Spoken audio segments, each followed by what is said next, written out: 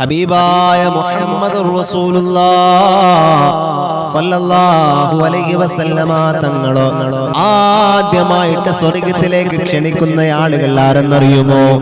നമ്മൾ വളരെയധികം ചിന്തിക്കേണ്ട ഒരു വിഷയമാണ്. അല്ലാഹുവിന്റെ ഹബീബ് ആദ്യമായിട്ട് പെട്ടെന്ന് തന്നെ സ്വർഗ്ഗത്തിലേക്ക് ക്ഷണിക്കുന്ന ഒരു വിഭാഗം ആരെന്നറിയുമോ? മഹാനായ ഇബ്നു അബ്ബാസ് റളിയല്ലാഹു തആല അൻഹു അവിടുന്ന് റിപ്പോർട്ട് ചെയ്യപ്പെട്ട ഒരു ഹദീസ് നമുക്ക് കാണാം. അവ്വല മൻ യുദഅ ഇലൽ ജന്നത്തി അല്ലദീന യഹ്മദൂന അല്ലാഹ ഫിസ്സറാഇ വദ്ദറാ. ഇബ്നു അബ്ബാസ് തങ്ങളിൽ നിന്ന് നിവേദനം ചെയ്തൊരു ഹദീസാണ്. അല്ലാഹുവിന്റെ ഹബീബ് സല്ലല്ലാഹു അലൈഹി വസല്ലമ തങ്ങൾ പറയുകയാണ്, സ്വർഗ്ഗത്തിലേക്ക് ആദ്യമായി വിളിക്കപ്പെടുന്നവർ സന്തോഷത്തിലും പ്രയാസത്തിലും അല്ലാഹുവിനെ സ്തുതിക്കുന്നവരാണ്. ഇന്ന് നമുക്കൊരു സന്തോഷം വരുന്ന സമയത്ത് നമ്മൾ അല്ലാഹുവിനെ മറന്നു പോവുകയാണ്. ആരാണ് ആ സന്തോഷം നമുക്ക് നൽകിയത്? ആരാണ് ആ സന്തോഷം നമുക്ക് നൽകിയതെന്ന് നമുക്ക് ഓർമ്മയില്ല. ആ സന്തോഷം തന്ന അല്ലാഹുവിനെ നമ്മൾ മറന്നു പോവുകയാണ്. എന്നാൽ ഒരു പ്രയാസം വരുന്ന സമയത്ത്, ഒരു രോഗം വരുന്ന സമയത്ത്, അല്ലെങ്കിൽ എന്തെങ്കിലും ഒരു ബുദ്ധിമുട്ട് വരുന്ന സമയത്ത് നമ്മൾ പറയുകയാണോ, അല്ലാഹു ഇത് എനിക്ക് തന്നെ തരണമായിരുന്നോ എന്നിങ്ങനെ നമ്മൾ ഓരോരോ വാക്കുകൾ അല്ലാഹുവിനെ കുറിച്ച് പറയുകയാണ്. ഓരോരോ വാക്കുകളും അല്ലാഹുവിനെ കുറിച്ച് പറയുകയാണ്.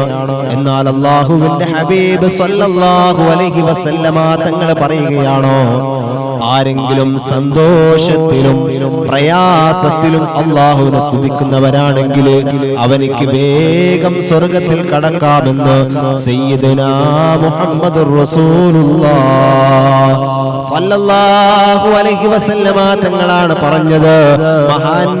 മഹാന്മാര് സന്തോഷമുണ്ടാകുമ്പോൾ അല്ലാഹുവിനെ സ്തുതിക്കുന്നത് പോലെ തന്നെ പ്രയാസങ്ങൾ വരുമ്പോൾ അതിനേക്കാൾ വലിയ പ്രയാസങ്ങളിൽ നിന്ന് അല്ലാഹു എന്നെ സംരക്ഷിച്ചു എന്ന് മനസ്സിലാക്കി അല്ലാഹുവിനെ സ്തുതിക്കുന്നവരാണ്.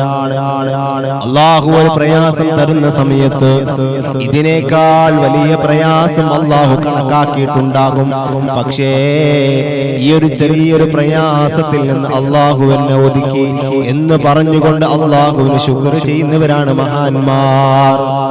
അതുകൊണ്ട് എന്റെ പ്രിയപ്പെട്ടവരോട് ഓർമ്മപ്പെടുത്താനുള്ളത്, നമുക്ക് എന്ത് വലിയ സന്തോഷം വരുന്ന സമയത്തും അല്ലാഹുവിനെ നാം മറന്നു പോകരുത്.